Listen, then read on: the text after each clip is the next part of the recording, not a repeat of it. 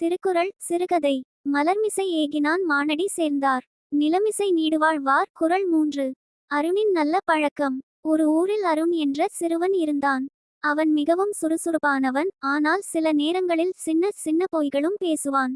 ஒருநாள் பள்ளியில் ஆசிரியர் ஒரு கதையை சொன்னார்.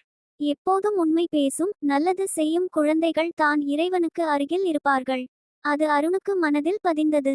அடுத்த நாள் அருண் விளையாடும்போது தவறுதலாக நண்பனின் பொம்மையை உடைத்துவிட்டான்.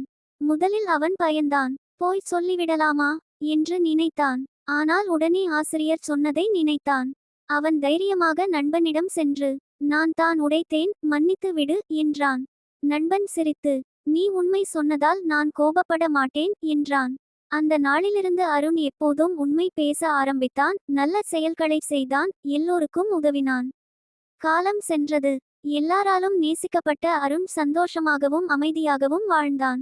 கதையின் பொருள்: உண்மை, நல்லது, கடவுள் நினைவு இவைகளை பின்பற்றும் மனிதர்கள் இந்த உலகில் நீண்ட நாள் மகிழ்ச்சியாக வாழ்வார்கள்.